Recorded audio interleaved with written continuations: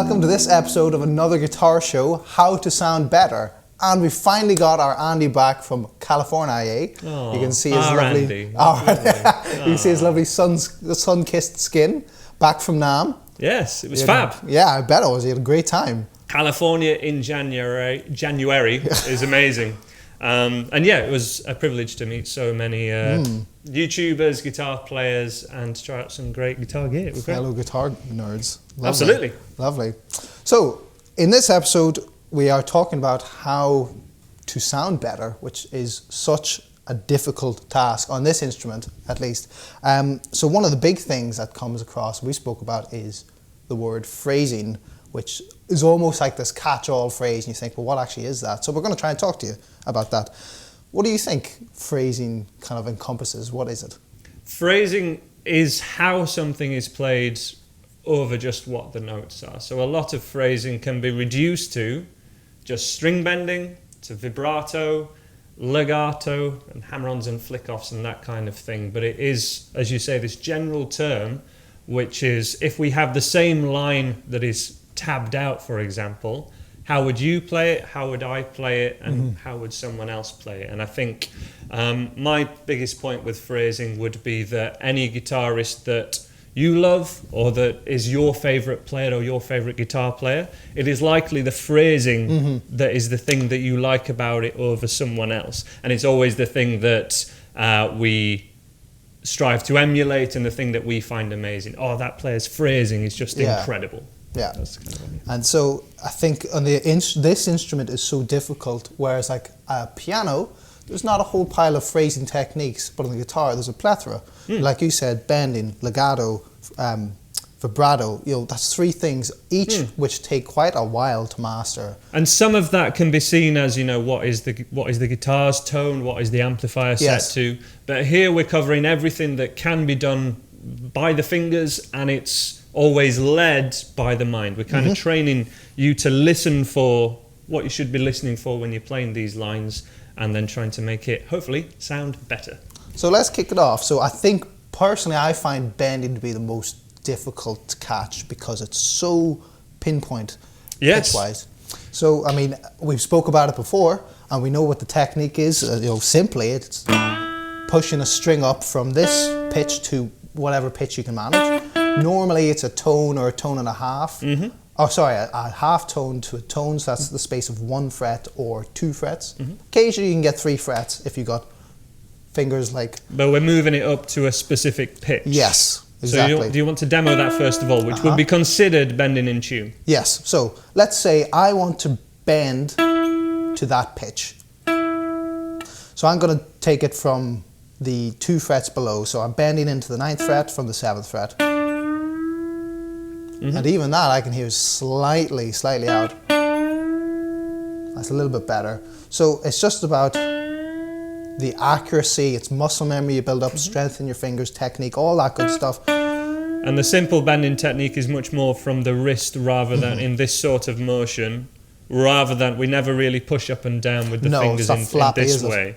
It is like a pivot motion, sort of led by the wrist. And you said something in another episode, having the thumb over is a really great way to kind of get that strength and that. When we're doing anything that involves string bending, we typically need something to push against and an anchor point, and that can be with the thumb just there. So, we won't focus too much on how to do it. We want we want to cover a lot of things in this episode, but correct string bending technique with your fingers on an angle and sort of pushing like this, supporting the bend. You playing, wanting to play the sound of the 9th fret, bend into it like this. So I've actually got my finger not only on the 7th fret, but here and here as well. The 1st and 2nd finger are down and moving up in this kind of fashion. So going hand in hand with that is the muting element to it. So beginners will often, I'm going to try and do it. Yeah, we hear it come back down as well. Yeah, that kind of thing. You catch the string. Hear it kind of slip. Yeah. So the muting technique, I think actually kind of comes from both hands. It'd be interesting. Yeah, it does. Yeah. So when I'm bending up, I've got lazy on my first finger to catch the ones this side of the string, and in my right hand, I use the pick to stop that side of the string.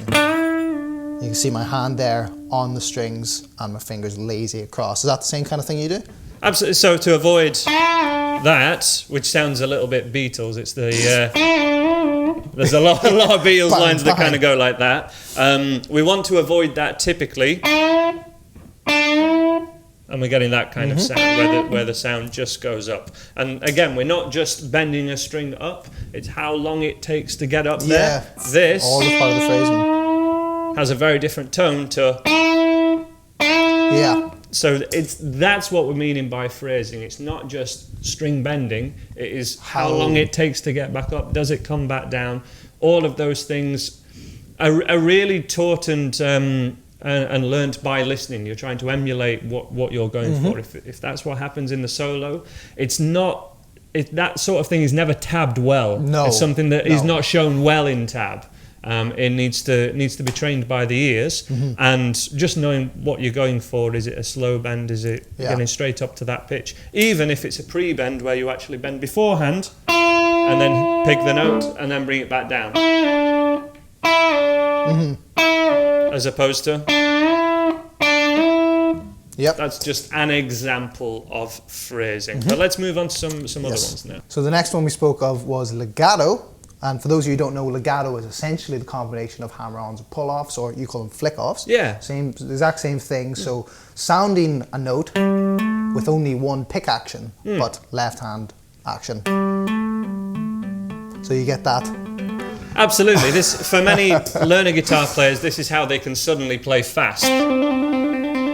Because even if you're totally new to this, you could, for example, just pick the open thinnest string, hammer on your first finger, flick it down, hammer, flick, and just speed that action up. And then you can suddenly, stick your hand in the air and you feel like you're a rock god. But it is always that after just simple picking action, just being able to pick single notes, it is always, in my experience, the fretting hand that develops faster and better and than the picking hand. Yeah, you're right. And they don't quite get to the same level together. It's always this hand that we can work on very quickly and get some great results. Not only can you sound like Van Halen very quickly, even as a beginner, like beginners can learn how to do that, but by picking one note you can get the sound of a quick run in a row. So do you have any of those type of exercises? Yes. So let's take something simple, the pentatonic, good old-fashioned pentatonic. And can you play it with only 6 picks of the string in total, so 1 per string? So just always picking where the first finger lands. And then when we go backwards, it'll be the top finger. And what's really key about that is the rhythm doesn't deviate from a standard. Absolutely, and I think it's harder and more beneficial for people to really slow it down. And what you're looking for is for there to be no perceivable gaps. So hopefully you heard what that sounded like, and if it's sounding more like that, the only difference is I'm lifting off the fretting finger too early, and it wants to perceivably happen that the first finger lifts off at the same time as the next finger presses down. And as I say, it's perceivably at the same time. You might think this has to happen first, then this has to happen. Well, perhaps when you slow it down so much when you're learning it, but it needs to happen at the same time. We need that synchronization to really get this really working great. So pentatonic's great because it's so visual. It's it's almost first and third finger all the time. But what that can lead to is for there being an unevenness and perhaps much less training for the middle and little finger. So we can also just take it, we're not looking at any scale shape at all, and just look at individual finger combinations. So first and third is probably going to be pretty strong just from your general playing, especially if you learn some riffs or solos. So you could really challenge yourself and just look at second and little That's finger. really difficult. Which is probably the hardest combination of 2 finger combinations. Well, maybe 3 and 4 actually. 3 and 4 is a bit tricky, and then the other way around, of course. really kind of challenging myself now, especially after not really playing the guitar much last week, I have to be honest. But for example, that would be after the period of playing, which I didn't really play guitar last week because I was travelling. I was on my holidays. Yep, Ollie was. So that's one of the things that I would be doing, you know, those sort of exercises, 2-finger coordinations to get the chops back. Sometimes that's with picking, but just looking at the left hand is something that I would really... that's the key. That's my job for this week. I find a lot of people, when you first talked about this, they do like... Yes, the rhythm goes. Yes, so, you know, it's all coming down to just eighth notes or quavers, whoever you want to call it. Yes. 2 notes per click if we're on a metronome. 1 and 2 and 3 and 4. And we want to keep that key rhythm, not... And actually, you know, we're looking at phrasing here. Most of this type of playing, or when that's what you're working on, you need to listen to it back. So I would record yourself doing it as well.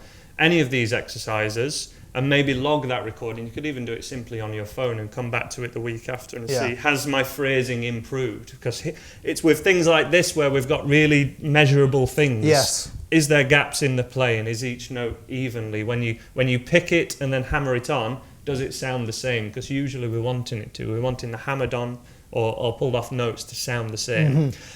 So yes, we'll have a couple of those exercises written up on both our websites, the Your Guitar Academy website and the Andy Guitar one. Link is in the top of the description if you're watching on YouTube. Which shall we cover next? Vibrato? Vibrato. Let's have a look at vibrato. So very personal technique. You know, Yeah. it's never the same between two players. Even when, I mean, mine is based off some other players, but even then, it's never the same. A lot of ways to do it. So, I mean, the easiest way to say, and I'd love to see a comparison of both of ours. So you're picking first finger vibrato first of all. I think it would be best to showcase the third finger one, just because it's more similar to string bending, which most people will have covered somewhat. And the technique does change a little bit from finger to finger. It does, and entirely. And that, you know, we mentioned that we want to be using the wrist and this kind of motion. It is simply that, but less and faster. Yes. You know, to get that kind of sound. And you were mentioning you always push up and back to that note. Yeah. I think that's a really good point. Occasionally, and I think it's because one of the first things that I liked about, or that I found I could do with lead guitar playing back in the day, was this kind of thing. Okay, I got really hooked. I got really hooked on that kind of thing. I think it's is it Brighton Rock or something? I just love that. And you hear the character that gives the note. It does, and it has a lot more power than, you know, just on its own. Although that can be done as well. But there we are, pulling down as well. So, you know, I've heard a lot of teachers over the years kind of say, only push up or only pull down. There's no hard and fast rules with that. Different, so it's all about the musical situation, whether you would or not. If I was, for example, doing that lick, I would always pull down rather than push up. You'd pull down? I would pull down. Many players would only push up. Maybe that's yourself. It's one of those. Yeah. One that's key from a phrasing point of view with the first finger, I would say, is this, which is a real rather than. 2 notes without any phrasing. Oh, it's so naked, isn't it? So absolutely, it really is. It's like someone saying, you know, every time you say hello, how are you? Yeah, exactly. It's exactly that. It's speaking without the ups or downs. As opposed to, which straight away, hey. So a little bend. It's a bit more, hey. It is. Hey.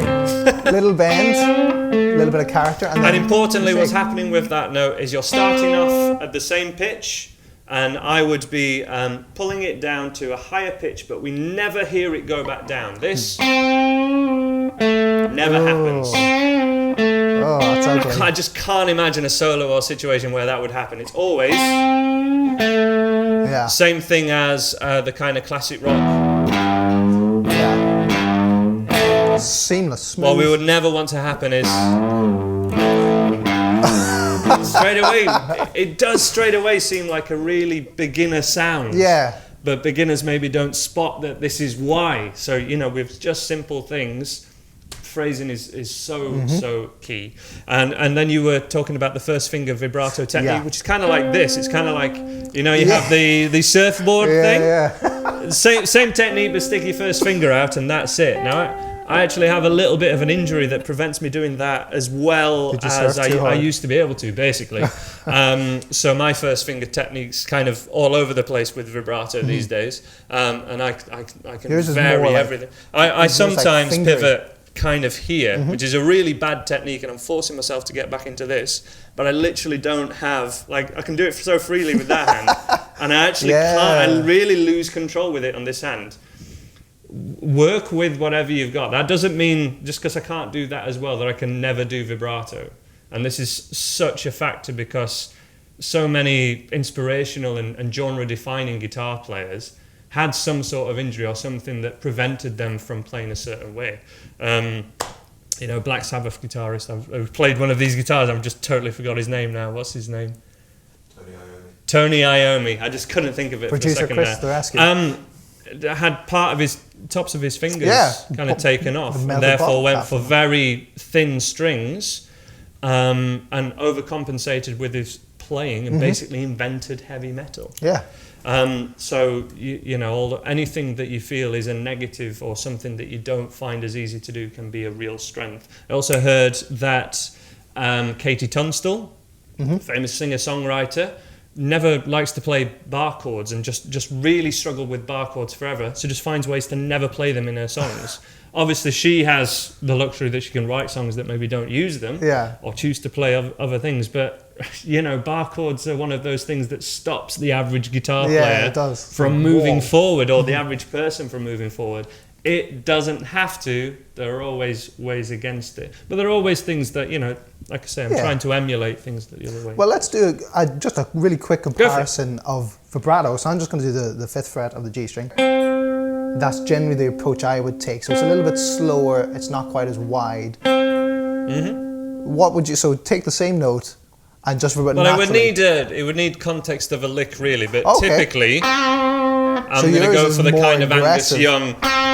You've just been electrocuted and you can't help but play that note without kind of throwing your head back, and hopefully your hair goes in the wind like a full kind of 70s, 80s. It probably speaks to our musical upbringings, I suppose, and how we've arrived here. You're a bit more on the rocky side. Yeah, but I never was, like, before I started playing guitar. I really got into kind of rock stuff because I found that I could do it. It sort of helped both ways, and if I'm not... You know, there's a lot of other stuff I like other than guitar music as well. So there's a lot of that I bring into this kind of playing. And with vibrato, I'm rarely that kind of slower thing. You go for a fast, more kind of deeper attack. Not too into my ballads. not too. Well, there you go. I mean, and that's the exact But we need that kind thing. of playing, and that's something that that you do well. What is the difference rather than just the speed of it, would you say? That's a really good question. It's tricky because a lot of this is what is it to sound better. Look, we mentioned I think in the last time we were filming that a lot of Guns N' Roses solos, for example, are really kind of slow notes, very melodic. Why are they so good? It's not just the melody. No, it is how it's played, and it is wringing the most out of one note, I guess. And I guess from the licks that I would kind of play with this, I'm normally not on that note very long, and I'm getting back to... That's where I would use that note in that context. Whereas if it's a higher note, and, you know, maybe I would do it slower, or maybe it would sound different. Well, there you go. So we'll do more comparisons of, you know, the kind of context and genre a little later in this episode. What other phrasing kind of thing do we have? I would suggest the right hand. Yes. I want to suggest what I've heard Paul Gilbert call rock chickers. How important this is.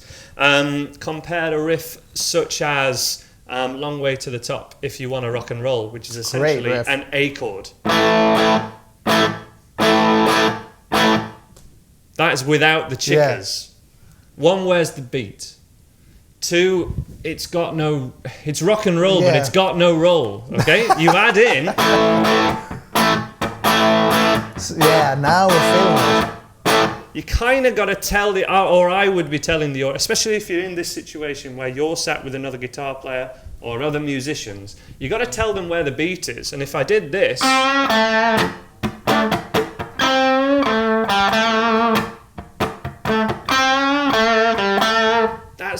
that's got a lot more groove to it than, without it, it really misses something. And that is, I think, a really great thing to remember with phrasing. Take the phrasing away that you're trying to do, and something's really missing. You're like, wow, when you mentioned this, the difference between and one sounds kind of naked and the other one sounds, or as I say, it's the difference between hello, how are you, and hey, how's it going? Yeah, just like the flow of words or the flow of the language that we're trying to play here, and that's what it is, really. So I guess we can look at putting it together. Let's do it. Let's come up with at least 2 jams. We'll try and come up with 2 jams in different genres, and we will show the difference with phrasing and without. So we'll maybe choose one riff or underlying rhythm part, and then kind of one main lick that we're basing a solo about, which is what we've done in previous episodes. Let's do it.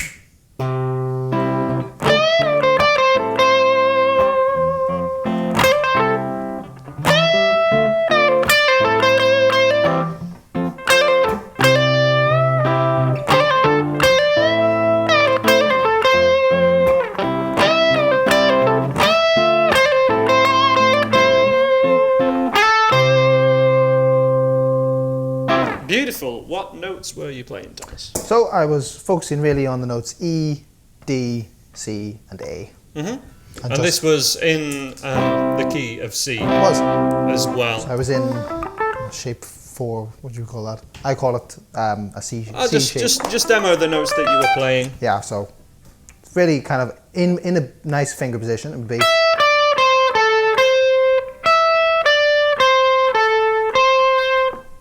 There's those. And the comparison with phrasing that you were using and without. So without phrasing. Up to speed as well. Let's try. Which is okay. Ooh. Well, hey, you can't help it. Those little slides in, can you? Which we didn't talk enough about, but never mind. Let's keep on topic. So, and it's okay. But then with comparison the with phrasing. Absolutely. And just detailing the exact phrasing that you're using, you've got a string bend, a flick off, yep. A hammer on and flick off was that? Was that using both? There's one in there. Especially if you want to speed it up and then end it on vibrato. One more demo of that. Adding in a little extra bit there. So let's just compare the exact same lick with phrasing and without. And then... And of course, even from the first note there, it's that first note that has emotion or no emotion. Yeah. And another way to compare this would be, comparing it to piano. We can't do string bending on a piano without doing something kind of crazy to it. We can only press those notes. That a way that you can slide from one note to another to give an impression of that, but you're always hitting every different kind of pitch. And here we can make it sound a lot more lyrical, which is where making the guitar talk comes from. And we're absolutely making it talk. All of that will be tabbed out on the website, but it was really just that one lick, and really even that first note, as opposed to just hitting it flat, is the thing to take from this. And especially if you're staying on any notes. If one note lasts longer, you never really want to just do that. You want to either give it vibrato or bend up to it. And if it's the faster sequence of notes, it can be an option to always try and use hammer-ons and flick-offs. It doesn't have to be the case. That's actually something I'm trying to work my way out of, to make my picking hand work harder. But it's always an option. That would be the thing that I would take from that jam. Let's have a look at the next example now.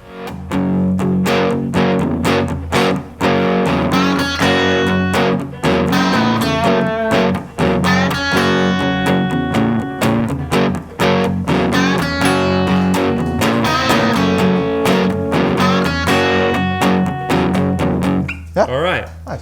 That was just using a string bend, really. But the reason I wanted to pick that one is it's such a common technique, but there's no other way we can actually get that sound without string bending. This kind of...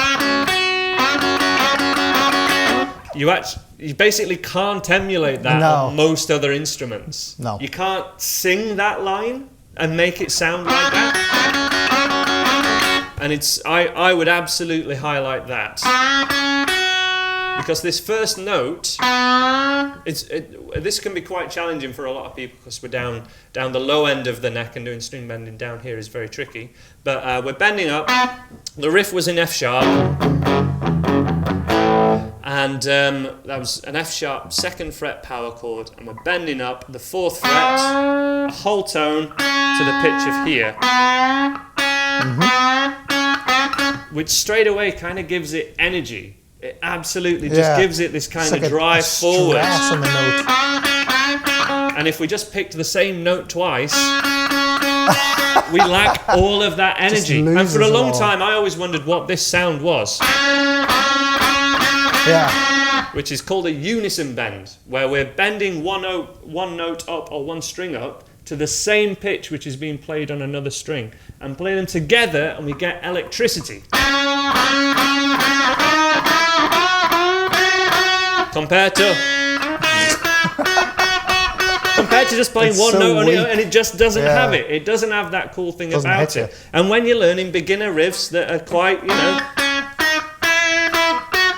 and you're wondering, what is that extra thing that makes that solo sound so cool? Things like bending up to that same pitch, unison bends, and the example that I had there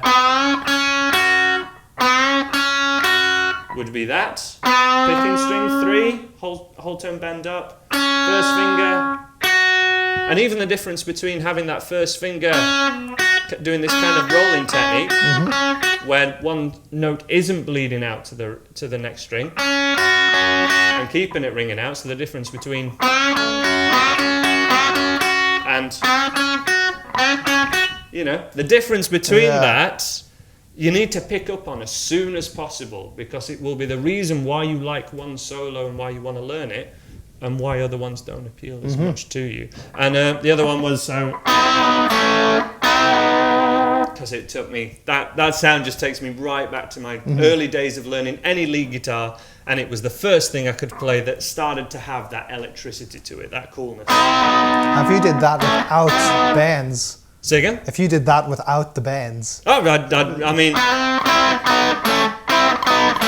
mean, there's no way you can get those degrees kind of in between. And I just think it built a lot of good strength in fingers that were typically weaker when I was first starting out.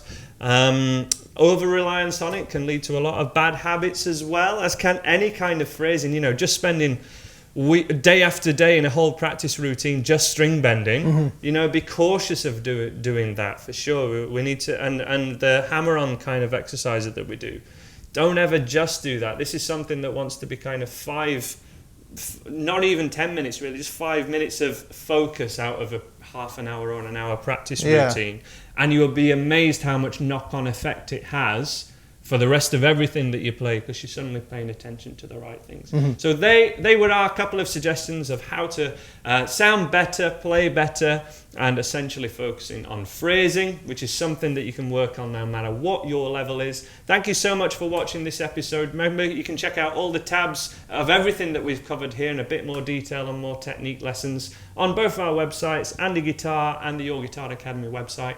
Links in the top of the description. Thank you so much for watching this episode. We hope to see you next time. Bye for now.